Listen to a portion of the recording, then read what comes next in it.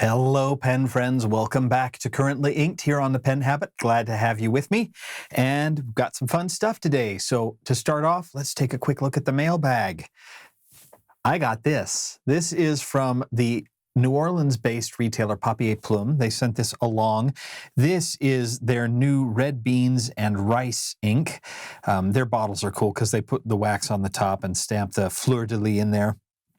And this ink is very interesting, and I think red beans and rice is probably a real good name for it. It's a real interesting dark burgundy ink. Got some interesting shading in here, and I haven't had a chance to play with it too much. I'm sure either I or some of my ink reviewers will be taking a deeper look at it here going forward. But huge thanks to Renzo and the good folks at Papier Plume who sent this over. And hopefully I'll get a chance to play around with it a little bit more. Evan in Brooklyn, New York says, in one of your recent episodes, you talk about experimenting on novel writing.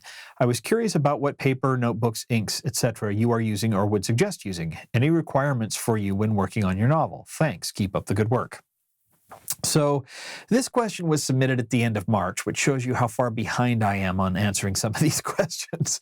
But I was writing a novel. It kind of petered out. I got about 40,000 words in and then got stuck and got distracted and had a bunch of stuff happen in my life. And so I'm sure I will get back to it at some point. I haven't really spent a lot of time on it. When I was writing, though, I did most of my writing in Rhodia notebooks, lined notebooks. I used either the top-bound, wire-bound notebooks or I think they're called the Rhodia Classic. They're the ones with the perforated pages that are wire-bound on the side.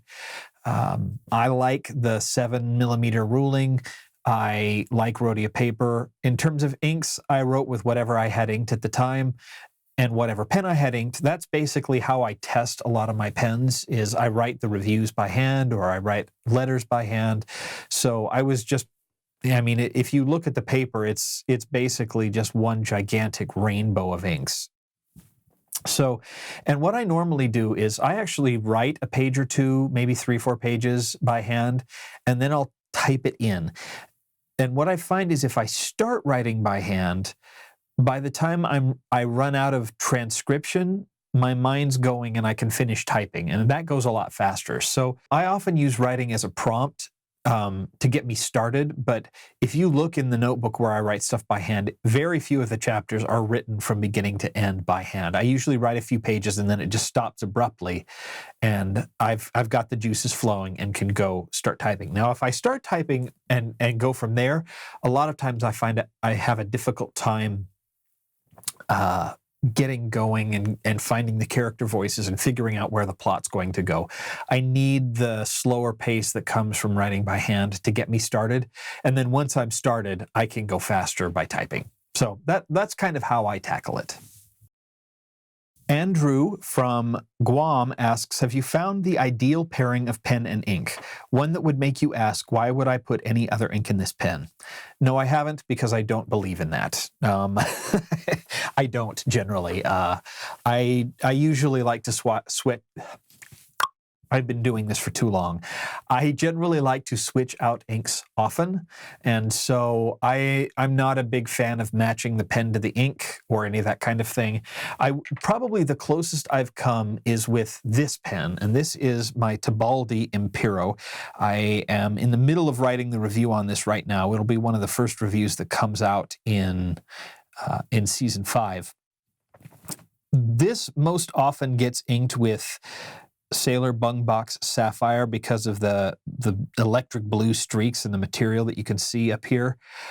But this is inked right now and it's not inked with sapphire. So that just goes to show you that I'd have never settled on this ink always belongs in this pen. It just, that doesn't work for me. So yeah, hopefully that answers your question. I haven't settled on it and I probably never will. And speaking of currently inked, maybe I ought to show you what is actually in this pen.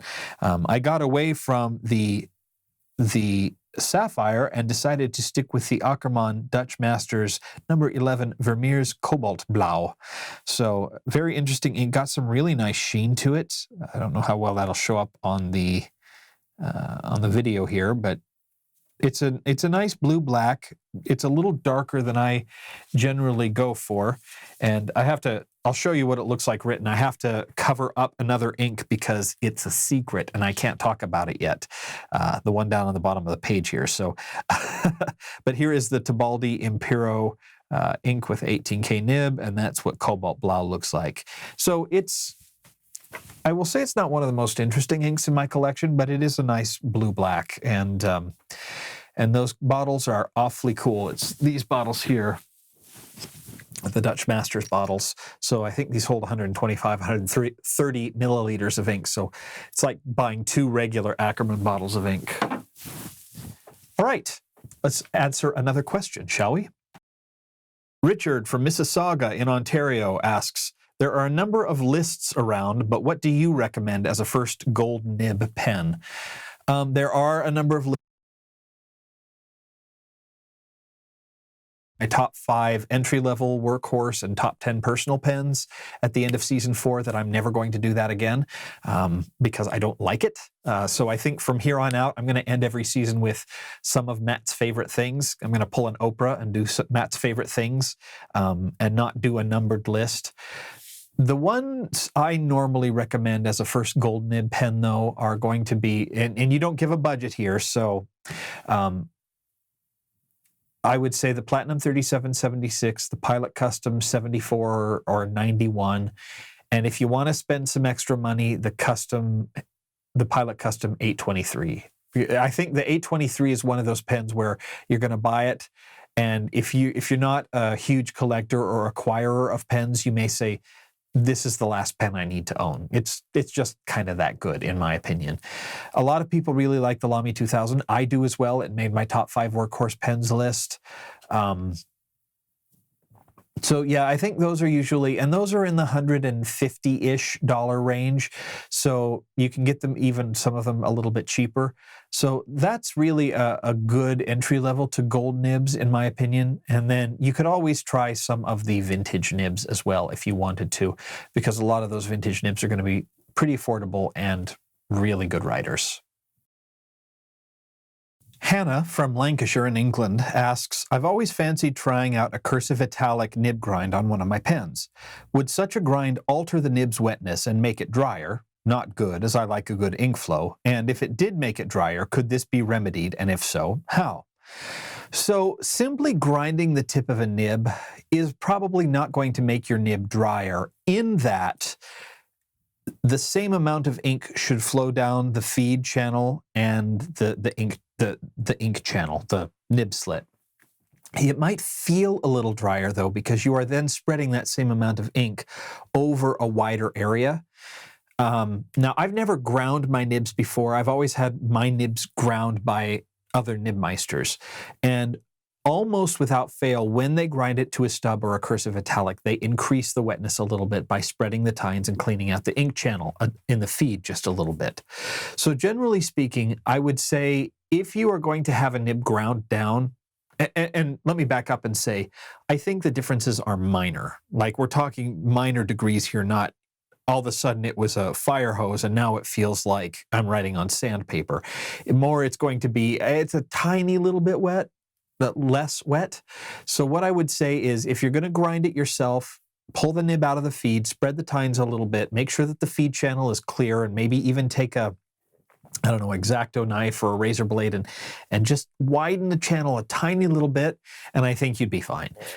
In fact, before you do that, you might want to grind the nib down, put it back in the pen, and see how it writes, and it may still be fine. The difference may be so small you don't even notice it. So that's my personal opinion. If anyone has other experiences with grinding a nib and having it become dry, go ahead and post in the comments down below, but that has not been my personal experience. This next question comes from Michael in Melbourne, Australia, who says, I have a question about inks, and you are the ink guy. I'm sure you get a lot of questions like this, but I am not a fan of inks with glitter/gold particles in them. I love the color of emerald of Chivor, and am wondering if you can suggest something that is the same sort of emerald green, and if it's got the sheen, that would be great too. I find both Robert Oster Fire and Ice, my favorite ink brand, and Sailor Yamadori to be too blue. Thanks for your help. So both of those, Robert, well, not Fire and Ice, and I'll get back to that in a second, but Yamadori was going to be my suggestion as an Emerald of Chivor replacement. Robert has come out with a couple of new inks lately.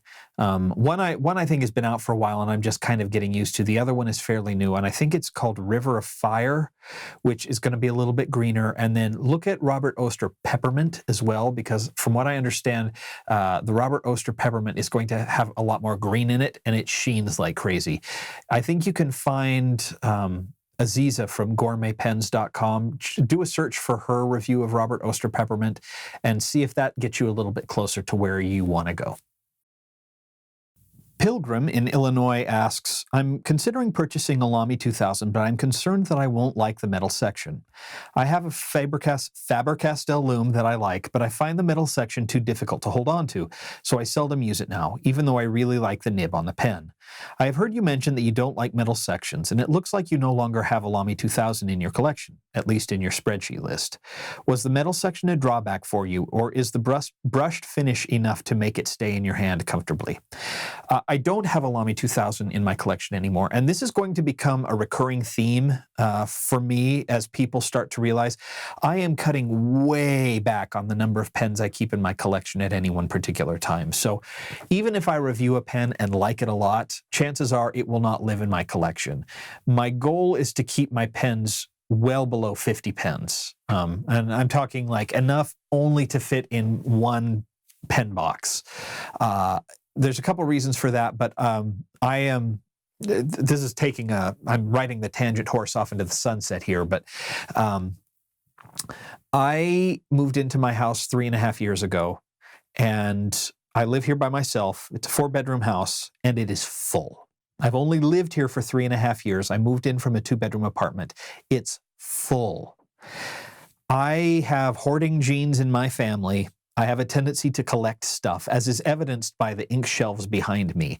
And so I am in the process of cleaning out my life. I've got a lot of stuff. I use almost all the stuff I have. I don't have a lot of junk sitting around. These are all tools that I use, but I'm trying to simplify my life significantly.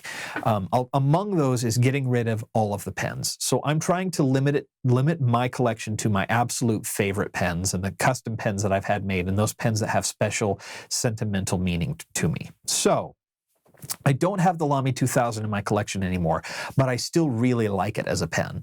Now, to get back to your question, is the brush metal section enough to take care of the grip in the hand? It was for me. I didn't find the metal section on the Lamy 2000 to be uncomfortable or slippery in any way. Maybe it's partially because of that gradual tapered Bauhaus-style design, but the brushed metal felt really, really good under the hands. And so I didn't have any issues with it at all.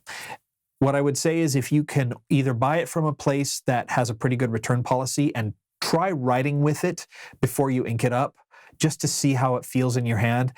A lot of places will let you return the pen if it hasn't been inked. If it's been inked, you're kind of SOL. But that's what I would suggest doing.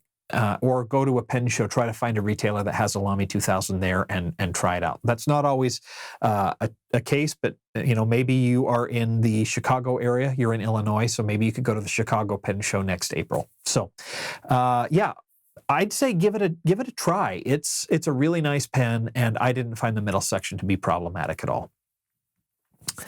Okay, so I think that is going to do it for this episode of Currently Inked. Man, I'm pounded through the questions. I'm down from, I started with 88 and I'm down to 70, so I'm making some good progress here. So I'm doing a marathon recording of these so I can just kind of roll them out whenever. So in any case, thank you for joining me. Don't forget to head over to penhabit.com to check out all the links and show notes and such for this episode. If you have any questions, leave them in the comments down below, and we will see you here soon for another episode of Currently Inked. Bye.